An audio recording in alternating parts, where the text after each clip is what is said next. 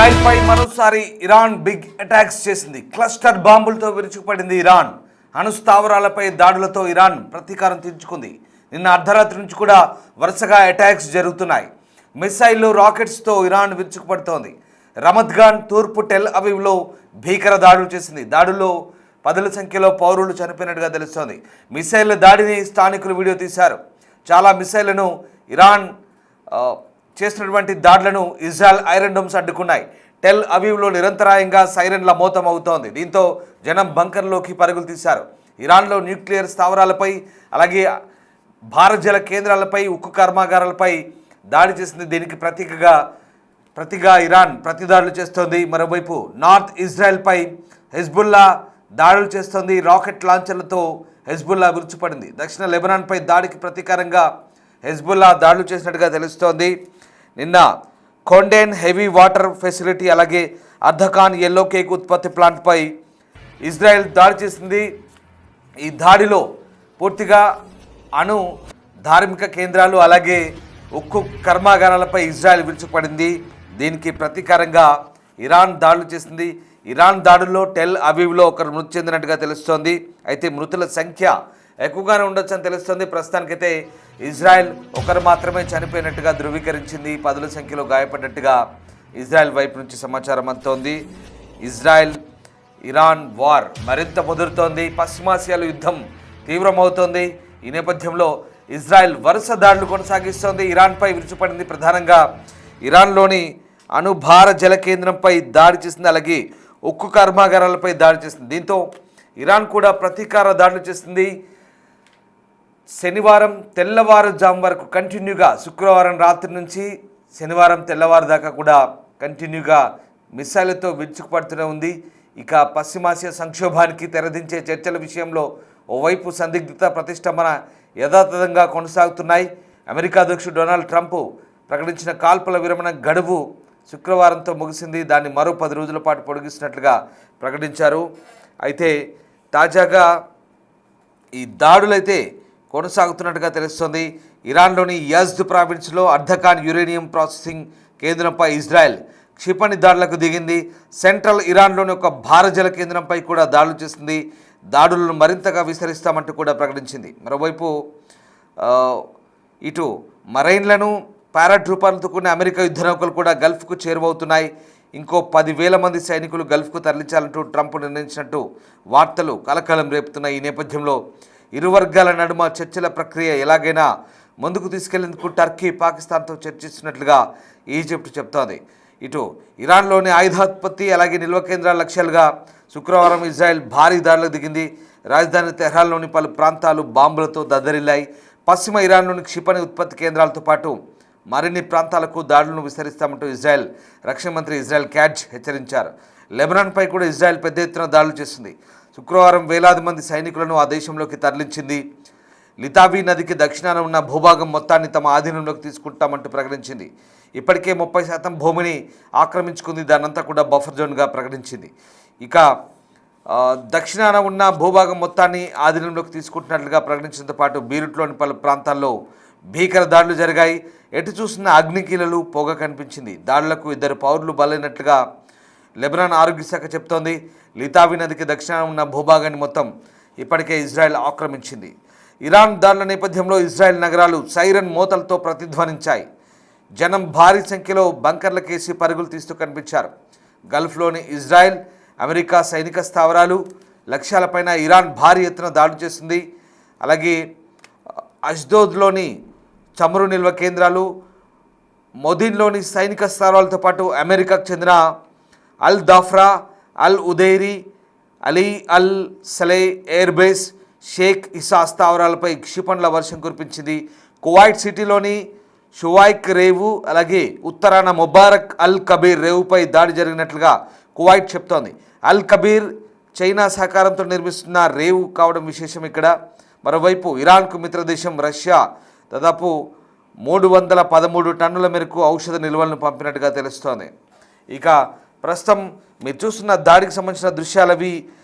Iran ఇజ్రాయెల్పై ఒక వాణిజ్య వీధిపై విరుచుపడింది, ఒక షాపింగ్ స్ట్రీట్పై విరుచుపడింది. దానికి సంబంధించిన దృశ్యాలు ప్రస్తుతం మీరు చూస్తున్నారు. Disturbing content on Big TV screen. యుద్ధానికి సంబంధించిన భీకర దాడులకు సంబంధించిన దృశ్యాలు ప్రస్తుతం మనం బిగ్ టీవీ స్క్రీన్ పై చూస్తున్నాం.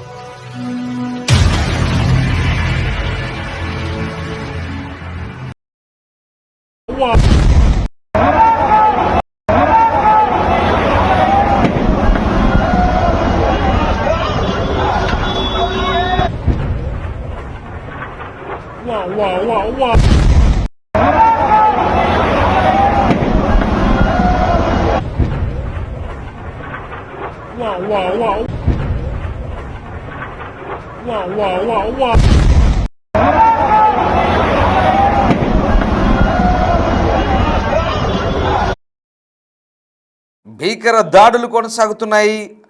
సైరన్ల మోత మోగుతోంది. ఇజ్రాయెల్లో టెల్ అవీవ్, తూర్పు టెల్ అవీవ్పై భీకర దాడులు చేసింది ఇరాన్. ఈ దాడులకు జనాలు బంకర్లోకి పరుగులు తీశారు. మరోవైపు ఇరాన్ మిసైల్ లాంచర్లతో ఒక్కసారిగా ఇజ్రాయెల్ మిలిటరీ కూడా అప్రమత్తమైంది. ప్రజలను కూడా అప్రమత్తం చేస్తోంది. ఎయిర్ డిఫెన్స్ సిస్టమ్స్ అన్నింటి కూడా యాక్టివేట్ చేసింది. భారీగా మిసైళ్లను, డ్రోన్లను ఎయిర్ డిఫెన్స్ సిస్టమ్ అడ్డుకున్నట్టుగా తెలుస్తోంది. ఇరాన్ మిసైల్స్ను ఈ ఎయిర్ డిఫెన్స్ సిస్టమ్ చాలా వరకు అడ్డుకోగలిగింది. అయితే ఇజ్రాయెల్ టెల్ అవీవ్లోని ఒక వాణిజ్య ప్రాంతంపై, ఒక వాణిజ్య స్ట్రీట్పై దాడి చేసినట్టుగా తెలుస్తోంది. ఆ వీధిలో, వాణిజ్య వీధిలో జరిగిన దాడికి సంబంధించిన దృశ్యాలు ప్రస్తుతం మనం చూస్తూ ఉన్నాం. ఇవన్నీ కూడా శుక్రవారం రాత్రి నుంచి శనివారం తెల్లవారుజాము వరకు, అంటే ఇవాళ మార్నింగ్ వరకు కూడా, గంట క్రితం వరకు కూడా ఈ మిసైళ్లు, రాకెట్లు విరుచుకుపడ్డట్టుగా తెలుస్తోంది. ప్రధానంగా ఈ దాడిలో ఒకరు మృతి చెందినట్టుగా ప్రస్తుతం ఇజ్రాయెల్ ధృవీకరించింది. అయితే పదుల సంఖ్యలో గాయపడ్డట్టుగా సమాచారం అందుతుంది. కానీ మృతుల సంఖ్య పెరిగే అవకాశం ఉన్నట్టుగా తెలుస్తోంది. ఇక మిసైళ్ల వర్షం కురిపించింది. ప్రధానంగా టెల్ అవీవ్ టౌన్లో, ఈస్ట్ టౌన్లో ఈ దాడులు భీకరంగా జరిగినట్టుగా తెలుస్తోంది. దాంతోపాటు ఆ ప్రాంతమంతా కూడా క్లస్టర్ బాంబులతో విరుచుకుపడుతుంది. క్లస్టర్ బాంబులు అంటే దాదాపుగా ఒక బాంబు దాడి చేసినప్పుడు అది దాదాపు 20 బాంబులుగా విడిపోతుంది, 20 బాంబు పెల్లెట్స్గా విడిపోతుంది, 20 మ్యూనిషన్లుగా విడిపోయి అదంతా కూడా చెల్లా చెదురుగా విసిరివేయబడుతుంది. ఒక్కొక్క మ్యూనిషన్ బరువు దాదాపు 2 కిలోల పేలుడు పదార్థాలు ఉంటుంది. అంటే ఒక్క బాంబు జార విడిస్తే అది 20 చిన్న చిన్న బాంబులుగా, పేలుడు పదార్థాలుగా విడిపోయి ఆ ప్రాంతమంతా చెల్లా చెదురుగా వెదజల్లబడుతుంది. దీని ప్రభావం ఎక్కువగా ఉంటుంది. దీని ప్రభావంతో ఎక్కువగా డ్యామేజ్ అయ్యే పరిస్థితుంది. వాస్తవానికి క్లస్టర్ బాంబుల్ని నిషేధించారు. కానీ ఈ బాంబులను ఇరాన్ ఇక్కడ యుద్ధంలో వాడొద్దంటూ నిషేధం ఉన్నప్పటికీ కూడా ఇరాన్ ఇజ్రాయెల్పై ఈ బాంబులను విరివిగా వాడుతున్నట్టుగా మనకు అర్థమవుతుంది. ఈ బాంబు దాడుల నేపథ్యంలో ప్రస్తుతం ఇరాన్ చేస్తున్నటువంటి దాడులతో టెల్ అవీవ్పై జరుగుతున్న దాడులకు సంబంధించిన దృశ్యాలు చూస్తూ ఉన్నాం. దీనికి ముందు ఇజ్రాయెల్ ఇరాన్పై విరుచుకుపడింది. ముఖ్యంగా ఇజ్రాయెల్లోని అర్దకాన్ ప్రాంతంలో జరిపినటువంటి దాడిలో ఇక్కడ ఒక అణు కేంద్రంపై దాడి జరిపింది. అలాగే ఉక్కు కర్మాగారంపై దాడి జరిపింది. ఖొండేబ్ హెవీ వాటర్ ఫెసిలిటీపై దాడి జరిగింది. అర్ధకాన్ ఎల్లో కేక్ ఉత్పత్తి ప్లాంట్పై దాడి జరిగింది. అయితే ఈ దాడికి ప్రతీకారంగానే ఇరాన్ ఈ మిసైళ్ల దాడిని కొనసాగించినట్టుగా తెలుస్తుంది. అయితే ప్రస్తుతం ఇరాన్లో ఎట్లాంటి రేడియో ధార్మికత లీక్ కాలేదంటూ ఇరాన్ వర్గాలు చెప్తున్నాయి. మరోవైపు హెజ్బుల్లాపై వరుస దాడులు చేస్తున్న నేపథ్యంలో అటు హెజ్బుల్లా కూడా ఉత్తర ఇజ్రాయెల్పై విరుచుపడుతుంది. నార్థన్ ఇజ్రాయెల్పై దాడులు చేస్తోంది. ఈ దాడులతో ఇటు ఇరాన్, అటు హెజ్బుల్లా దాడులతో ఒకసారిగా ఇజ్రాయెల్ ఎయిర్ డిఫెన్స్ సిస్టమ్స్ కూడా పూర్తి స్థాయిలో యాక్టివేట్ అయ్యాయి. ఐరన్ డోమ్, ఐరన్ బీమ్, అలాగే డేవిడ్ స్లింగ్, యారో 1, యారో 2 లాంటి ఎయిర్ డిఫెన్స్ సిస్టమ్స్ ప్రస్తుతం ఈ దాడులను తిప్పి కొడుతున్నాయి. అయినప్పటికీ కూడా కొన్ని చోట్ల మిసైళ్ళు, రాకెట్లు ఇజ్రాయెల్ టెల్ అవీవ్ ప్రాంతంలో విరుచుపడుతున్న పరిస్థితి కనబడతా ఉంది. ఈ నేపథ్యంలో ప్రస్తుతం ఆ దాడులకు సంబంధించిన దృశ్యాలు చూస్తూ ఉన్నాం. ఇక ప్రస్తుతం ఈ దాడులతో 10ల సంఖ్యలో గాయపడ్డట్టుగా తెలుస్తోంది. ఉత్తర ఇజ్రాయెల్ వైపు ఇటు హెజ్బుల్లా దాడులు చేస్తుంది. ఈ దాడులతో ప్రస్తుతం ఆ ప్రాంతం అంతా కూడా ఉద్రిక్త పరిస్థితులు కొనసాగుతున్నాయి. సదరన్ లెబనాన్పై దాడులకు నిరసనగా ప్రస్తుతం హెజ్బుల్లా ఈ అటాక్స్ చేస్తున్నట్టుగా తెలుస్తుంది. ఓవైపు ఇజ్రాయెల్లోని లెబనాన్లోని చాలా ప్రాంతాలను ఇజ్రాయెల్ పదాతి దళాలు అంటే ముఖ్యంగా ట్రూపర్లు ఆక్రమించుకున్నారు. నేరుగా ఇజ్రాయెల్ భూభాగంలోకి హెజ్బుల్లా ప్రాబల్యం ఉన్నటువంటి లెబనాన్ భూభాగంలోకి చొచ్చుకొని పోయి ఇజ్రాయెల్ దళాలు ఆ ప్రాంతాన్నంతా దాదాపుగా లితావి నదికి దక్షిణాన ఉన్న ప్రాంతాన్నంతా ఆక్రమించుకొని బఫర్ జోన్గా ప్రకటించుకున్నాయి. దీంతో హెజ్బుల్లా వేరే భాగం నుంచి ఉత్తర ఇజ్రాయెల్ వైపు దాడులు చేస్తుంది. ఈ దాడులతో ఒకసారిగా ప్రాంతం అంతా ఉద్రిక్తత చోటు చేసుకుంది. ఇరాన్పై అమెరికా ఇజ్రాయెల్ యుద్ధం గురించి చర్చించేందుకు మరోవైపు ఈ వారాంతంలో పాకిస్తాన్లో ఈజిప్ట్, సౌదీ, పాకిస్తాన్ విదేశాంగ మంత్రులతో సమావేశమవుతారంటూ తుర్కీ విదేశాంగ మంత్రి హకాన్ ఫిదాన్ చెప్తున్నారు. మార్చి 2 నుంచి జరిగినటువంటి ఇజ్రాయెల్ దాడుల్లో దాదాపు 1200 మంది మరణించినట్టుగా లెబనాన్ చెప్తోంది. 3500 మంది పైగా గాయపడ్డట్టుగా చెప్తోంది. ఇక తాజా మృతుల సంఖ్య మరింత పెరిగే అవకాశం ఉన్నట్టుగా తెలుస్తోంది. మరోవైపు అమెరికా విదేశాంగ మంత్రి మార్కో రూబియో మాట్లాడారు. ఎటువంటి భూతల దళాలు లేకుండానే అమెరికా తన యుద్ధ లక్ష్యాలను సాధించగలదంటూ, యుద్ధం ముగింపు నెలలు కాదు వారాల్లోనే ఉంటుందంటూ చెప్పుకొచ్చారు. మొత్తం మీద భారీ దాడులు, ప్రతి దాడులతో ప్రస్తుతం ఈ భీకరంగా కనిపిస్తోంది. ఈ ప్రాంతం అంతా కూడా అల్లకల్లోలంగా మారుతున్న పరిస్థితి కనబడతా ఉంది. ఈ నేపథ్యంలో ప్రస్తుతం ఇజ్రాయెల్, ఇరాన్ దాడులు, ప్రతిదాడులతో అట్టుడికిపోతోంది.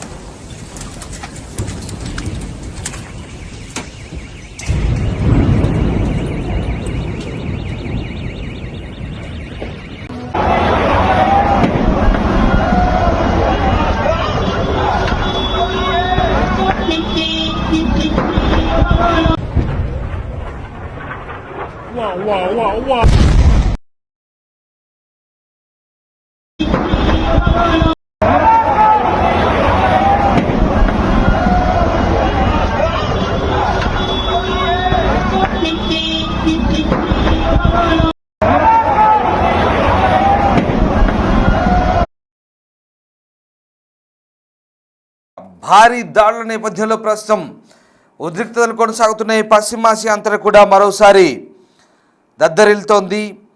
మరోవైపు కాల్పుల విరమణ గడువును డొనాల్డ్ ట్రంప్ పెంచినప్పటికీ కూడా పశ్చిమాసియా సంక్షోభం ఇంకా కొనసాగుతుంది. ఓవైపు కాల్పులకు సంబంధించినటువంటి విరమణ సంబంధించినటువంటి చర్చలు జరుగుతుంటే మరోవైపు దాడులు, ప్రతి దాడులతో దద్దరిల్తున్న పరిస్థితి కనబడతా ఉంది. ఇరాన్లోని యజ్ద్ ప్రావిన్స్లో అర్ధకాన్ యురేనియం ప్రాసెసింగ్ యూనిట్పై ఇజ్రాయెల్ క్షిపణి దాడులకు నేపథ్యంలో ప్రస్తుతం ఇరాన్ కూడా ప్రతీకార దాడులు చేస్తుంది. సెంట్రల్ ఇరాన్లోని ఒక భారజల కేంద్రంపై దాడులు కూడా చేసిన నేపథ్యంలో ప్రస్తుతం ఇక భీకర దాడులు కొనసాగుతున్నాయి. ఇప్పటి వరకు జరిపినటువంటి దాడులకు సంబంధించి తాజాగా సమాచారం అందుతోంది. ఇక ప్రస్తుతం ఇజ్రాయెల్ జరిపిన దాడుల్లో అటు లెబనాన్లో ప్రధానంగా ఎలైట్ రద్వాన్ ఫోర్స్ సంబంధించినటువంటి హెజ్బుల్లా కమాండర్స్ 400 మంది చనిపోయినట్టుగా తెలుస్తుంది. కేవలం 24 గంటల వ్యవధిలో జరిపిన ఈ దాడుల్లో వాళ్ళందరినీ కూడా వేటాడి చంపినట్టుగా తెలుస్తోంది. ఇప్పటి వరకు 2023 ఎండింగ్ నుంచి ఇప్పటి వరకు జరిపినటువంటి దాడిలో లెబనాన్లో దాదాపు 5,000 మంది హెజ్బుల్లా ఫైటర్స్ మృతి చెందినట్టుగా స్థానికంగా లెబనాన్ ప్రభుత్వం కూడా నిర్ధారిస్తోంది. మరోవైపు అంతర్జాతీయ మీడియా సంస్థలైనటువంటి న్యూస్ ఏజెన్సీలైనటువంటి రాయిటర్స్కి స్వయంగా హెజ్బుల్లా వైపు నుంచే గత 48 గంటల్లో 400-500 మంది తమ ఫైటర్లు చనిపోయినట్టుగా నివేదికలు అందినట్టుగా తెలుస్తోంది. ఏకంగా దక్షిణ లెబనాన్ ప్రాంతాన్ని ఇజ్రాయెల్ ఆక్రమించుకొని ఆ ప్రాంతంలో తిష్టవేసి బఫర్ జోన్గా ప్రకటించుకుందంటే పరిస్థితి ఎక్కడి దాకా వెళ్ళిందో అర్థం చేసుకోవచ్చు. మరోవైపు యాజ్ద్ ప్రావిన్స్లో జరిపిన దాడికి ప్రతీకారంగానే ఇరాన్ ఈ ప్రతీకార దాడులు చేసినట్టుగా తెలుస్తోంది. ప్రస్తుతానికి టెల్ అవీవ్ అంతా కూడా ఎయిర్ డిఫెన్స్ సిస్టమ్స్ అన్ని కూడా పూర్తి స్థాయిలో యాక్టివేట్ అయ్యాయి. మొత్తం మీద దాడులు ప్రతిదాడులు. ఇజ్రాయెల్ అక్కడి అణుక్షేత్రాలపై దాడి చేస్తుంది, ఉక్కు కర్మాగారాలపై దాడి చేస్తుంది. దానికి ప్రతిగా ఇరాన్ దాడి చేస్తుంది. సో ఇక్కడ దాడులు ప్రతిదాడులతో పశ్చిమాసియా అంతా కూడా దద్దరిల్లుతోంది. ఇవన్నీ కూడా కేవలం శుక్రవారం సాయంత్రం రాత్రి నుంచి అలాగే ఇవాళ శనివారం అంటే ఇప్పటి వరకు గంట క్రితం వరకు శనివారం ఉదయం వరకు జరిపిన దాడులకు సంబంధించిన తాజా దృశ్యాలే. ఈ రాత్రిపూట తెల్లవారే వరకు కూడా ఇంత భీకరమైన దాడులు ప్రతిదాడులు రెండు వైపులా కొనసాగుతున్నాయి. అయితే ఈ దాడులతో భారీగా ఆస్తి నష్టం జరిగింది. టెల్ అవీవ్లోని ఒక తూర్పు ప్రాంతంతో పాటు వాణిజ్య వీధులు అలాగే షాపింగ్ స్ట్రీట్లో జరిపిన దాడిలో కూడా ఒకరు చనిపోయినట్టుగా తెలుస్తుంది. ప్రస్తుతం భీకరంగా దాడులు జరిగాయి, ఆస్తి నష్టం కూడా జరిగినట్టు తెలుస్తుంది. ప్రస్తుతం అక్కడ రెస్క్యూ కొనసాగుతోంది.